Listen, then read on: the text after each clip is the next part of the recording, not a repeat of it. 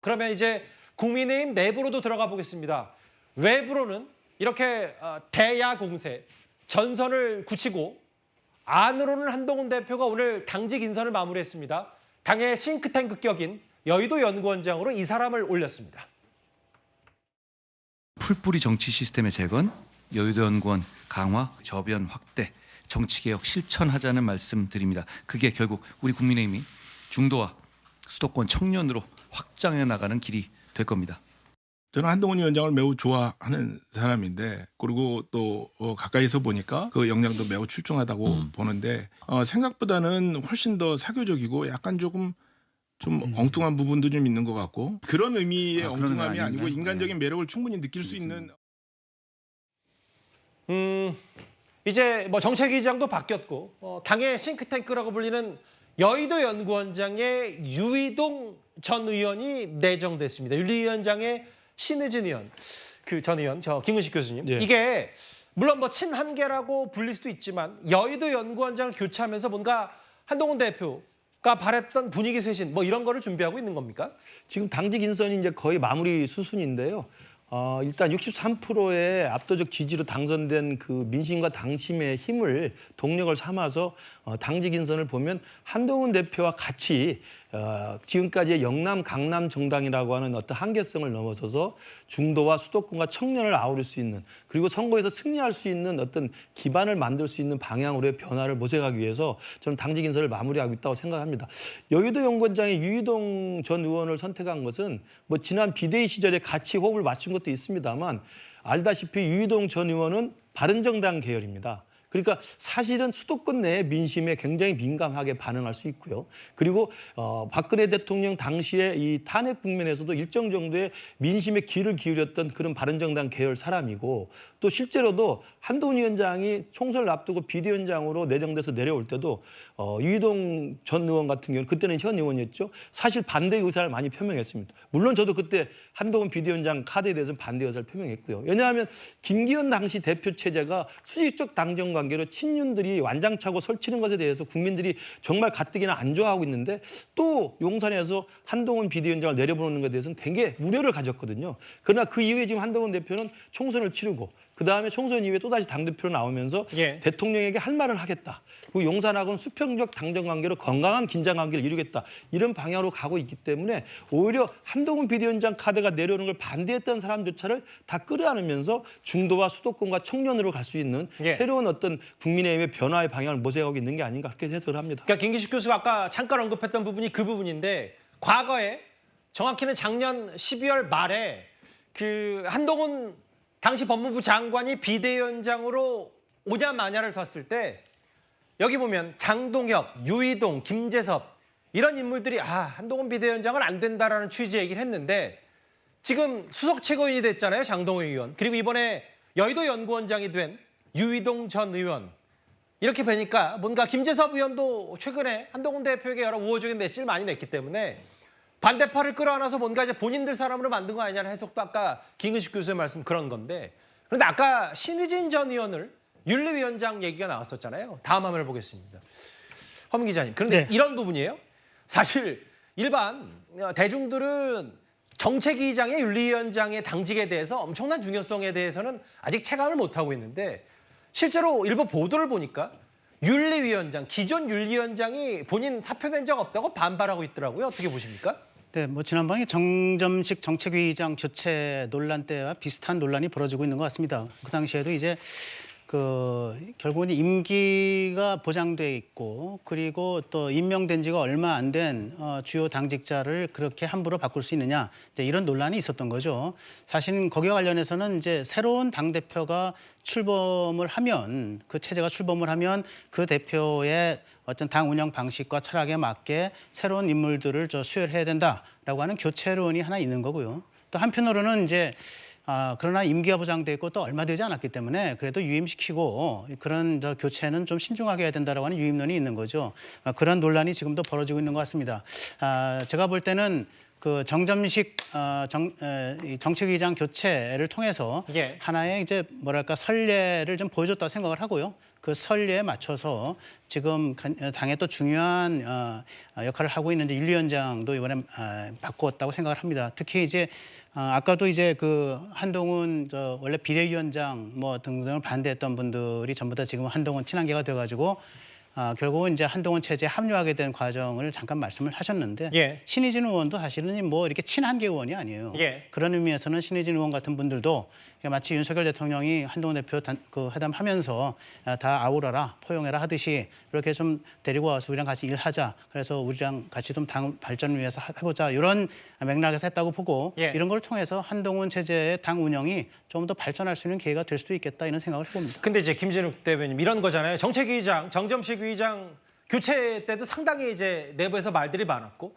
한동훈 대표도 용산과 너무 선을 넘지 않았지만 본인이 하고 싶은 일단 색깔을 많이 했는데 윤리위원장까지 반발하면 이게 뭐 이것 또한 친한 갈등으로 봐야 되는 겁니까? 어떻게 해석하세요?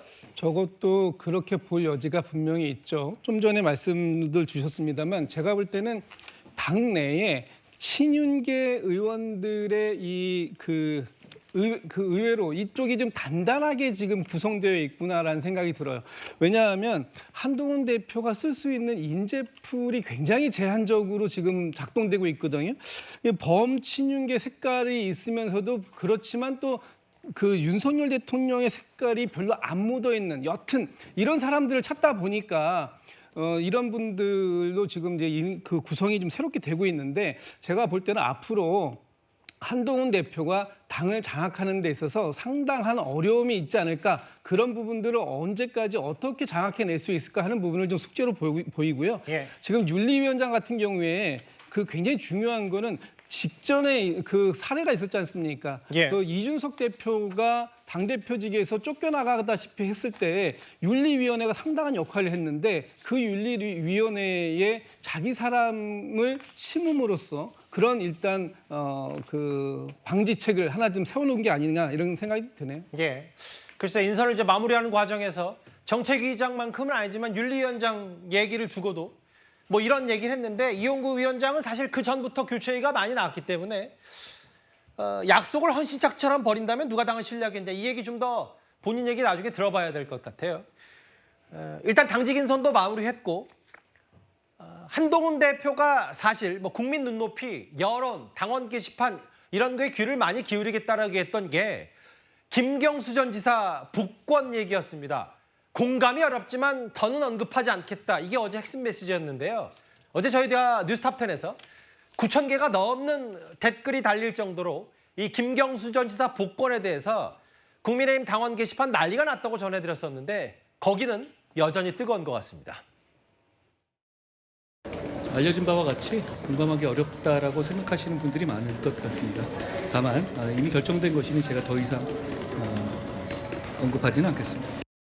당원 게시판에도 10,000건에 이르는 항의 글들이 쏟아지고 있습니다. 아마 지금은 더 늘어났을 것 같아요. 그때보다 더 심하다니까요. 그래요? 반발이. 그때 당시에 제가 알기에는 뭐 양정철 씨, 뭐 그다음에 박영선 씨에 대한 기사는 용산 대통령실에 있는 뭐 비서관이 언급을 한 걸로 인해서 그 보도가 나갔으니까 뭐 사실이 아니다라고 얘기하기는 쉽지 않을 것 같고요. 그다음에 지금 현재 당원들의 느끼는 분노감은 더 큰 것 같아요. 이거는 이제 국민의힘 소속의 김근식 교수께도 질문을 드려야 될 게 이 친윤이 아니냐, 윤 대통령도 친문 아니냐, 한동훈 대표가 좌파인가, 이래도 좌파인가, 총선 때 뭐 고의적으로 진 거 아니냐, 뭐 고의 패배 의혹은 사실은 이제 한동훈 대표 공격하는 쪽에서 반대쪽으로 얘기했었던 건데 실제로 이런 정도의 얘기를 하면 한동훈 대표가 이번 김경수 전 지사 복권 문제 때 입장 표명이 국민의힘 내부에서는 뭔가 보수 정당의 대표 이미지를 좀 쌓는 데는 도움이 된 겁니까? 어떻게 받아들이세요? 그 김경수 전 지사의 복권 문제에 대해서 저는 한동훈 대표가 공개적으로 충돌하거나 공개적으로 입장 표명하지 않으면서도 예. 그 복권 결정이 최종 결정 나기 전에 집권여당 대표로서의 민심과 당심을 비공개 정도로 전달했다는 의미에서는 저는 할 일을 했다고 생각을 합니다.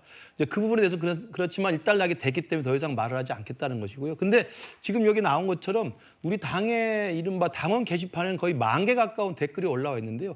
여기 지금 화면에 나와 있는 건 순한 표현입니다.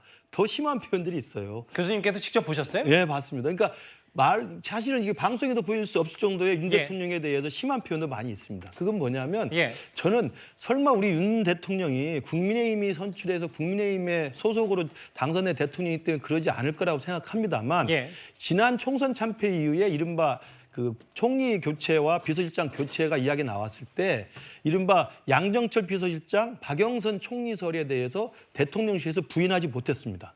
그리고 또 실제로 그 발언지이자 진원지 쪽에서 특정 언론사에 대고 이건 확실한 거다라고 이야기를 해서 보도가 됐었습니다. 예. 그런 내용들을 알고 있기 때문에 이 보수 진영에서 정말 윤석열 대통령, 윤석열 정부에서 이런 식의 인사를 생각할 수 있는가에 대해서 굉장히 뜨악해하고 굉장히 충격적이었거든요. 이제 그런 맥락에서 한번 경험해본 충격이 있기 때문에 혹시라도 이번에 김경수 전 지사의 복권이 보수 진영 그리고 민주주의 파괴했던 사람에 대해서 반성하지 않는 사람을 어떻게 복권시킬 수 있느냐라고 하는 민심을 역행하면서까지 복권을 하면 혹시나 그런 맥락의 연장선이 아닐까라고 하는 트라우마가 있었던 것으로 저는 보입니다. 예. 그렇기 때문에 당원 게시판에 정말 굉장히 센 발언들이 많이 나와 있고요. 저는 한동훈 대표가 국민의힘의 당대표로서 예. 지금까지의 수직적 당정 관계 아니라 수평적 당정 관계로 대통령의 고위 권한으로 복권을 결정할 수 있지만 그 이전 단계에서는 여당 대표로서 당심 그리고 민심의 여론을 전달한다는 저는 충분한 역할을 했다는 면에서는 그런 당원 게시판의 의견도 충분히 전달이 됐을 거라고 생각을 합니다. 예, 그러니까 아무래도 당대표니까 당원 게시판의 얘기를 하되 대통령의 고유 권한은 존중하고 뭐 이 정도 수준이었다. 예. 근데 실제로 10,000개가 넘었어요. 이제 당원 게시판. 특히 김경수 전 지사 복권 일단 이렇게 최종적으로 결정이 됐지만 보수 정당 내부에서 보수 여권 집권 여당 내부에서는 이런 반발도 꽤 많은 모양인데요. 아까 김 교수께서 잠깐 언급했던 총선 끝나고 했죠. 이른바 박영선 총리, 양정철 비서실장 설 이런 보도 때처럼요. 일각에서는 이게 윤 대통령의 친문 껴안기 혹은 한동훈 대표에 대한 집중 견제 이런 시각도 분명히 있습니다. 친문이 친문한 거죠 뭐. 윤석열 대통령은 기본적으로 친문이시니까 친문의 적자인 김경수 지사를 어떻게 죽이겠습니까? 눈에 밟혀서 이제 살려주신 거죠. 한동훈 대표 입장에서도 이재명이 아닌 다른 대권 경쟁자 변수가 나오는 게 안 좋아요. 왜냐하면 이재명을 잡는 한동훈 뭐 이런 프레임이 유지되는 게 더 나을 수 있거든요. 대통령의 마인드는 제가 그때 뭐 당선자 입장에서 나와서 얘기했지만 한동훈 대표도 그렇고 국민의힘도 그렇고 배은망덕하다고 보는 것 같아요. 이게 결국은 한동훈을 견제하기 위한 수가 아니냐. 한동훈에 대한 두려움이 있다라는 거예요. 어차피 이 당은 내 당인 줄 알았는데 이번 전당대회에서 딱 가보니까 내 편은 3분의 1밖에 안 되네. 3분의 2가 한동훈 편이네. 딱 보니까 한동훈이 우리를 지켜줄 사람은 아닌 것 같더라. 개혁신당의 원내대표인 천하람 의원 이런 얘기했어요.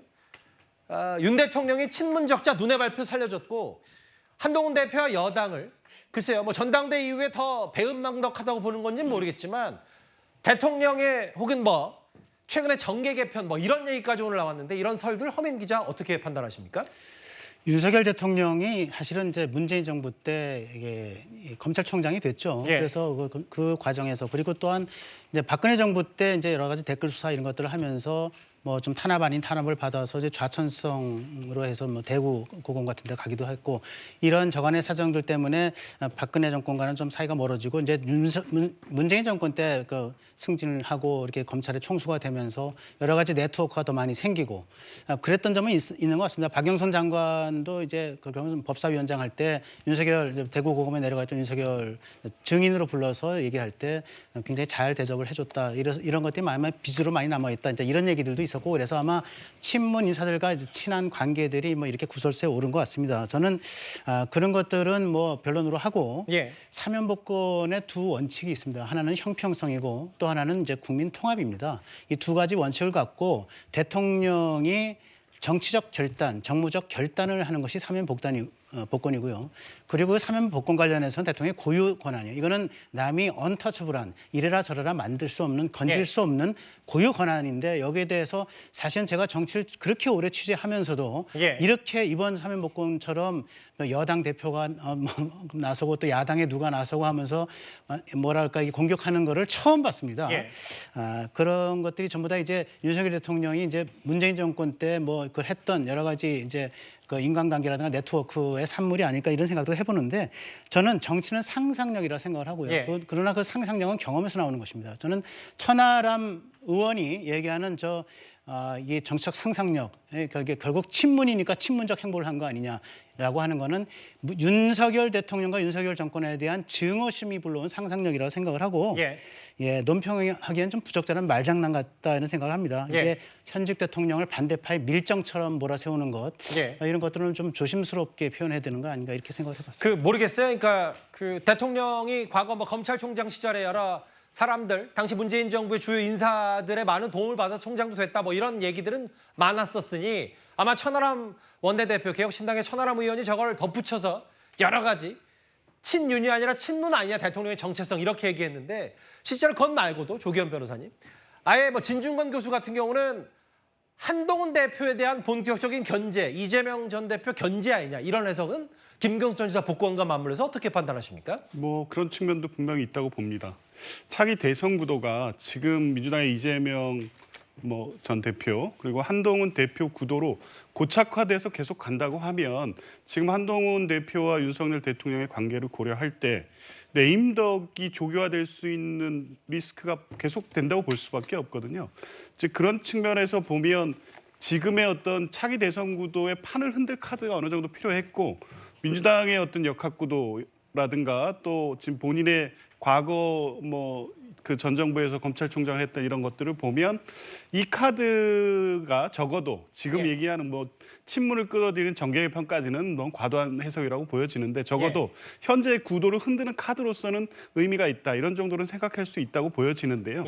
그렇다고 해서 이게 친문을 염두에 둔 정계개편까지 고민하고 전략적으로 그런 고려까지 했느냐 그런 것 같지는 않습니다. 천하람 의원이 얘기하는 윤석열 대통령이 친문이다. 그럼 친문의 실체가 있나요? 지금 양정철, 이 박영선 이런 분들이 개별적으로 접촉하고 아마 그런 아이디어 차원에서 대통령실에 그런 고민이 있었다는 부분은 사실인 것 같지만 그렇다고 해서 그렇게 장기적으로 어떤 정계 개편까지 고려한 시나리오가 존재한다고 보기는 어렵고 근데 다만 한동훈 대표는 지금 이게 당원들로 분명히 이런 여론이 확산되고 대통령을 비판하는 카드로 친문 아니냐 이게 지금 당원 게시판에 나오고 있다고 하면 사실은 여당 대표로 대통령과의 관계를 고려했을 때 자제시켜야 될 문제인데 오히려 방치하고 있거나 조장하고 있는 느낌이 듭니다. 지금 당원 게시판에 10,000개 게시 이상의 글이 붙는 대부분의 내용들이 지금 대통령을 비판하는 내용으로 보여지는데 그 복권과 관련해서 마지막까지 적절하지 않지만 더 이상 언급하지 않겠다. 이 얘기는 뭡니까? 그냥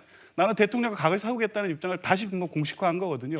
이제 이런 부분들이 해석을 낳는 상황인 것 같긴 한데 그렇다고 해서 이 친문의 어떤 정계 개편 이거는 지금 허명 기자님 말씀대로 정치적 상상력이 과도한 것이라고 봅니다. 근데 이제 많은 여러 논평 취지는 다 존중하되 그렇다고 당원 게시판 올리지 말라. 조장하고 방조하고 이제 더는 그런 댓글 안 된다라고 말을 할 수는 없으니까요. 그건 이제 어느 정도 감안해서 조기현 변호사 논평도 좀 들어봐야 될 것 같은데요.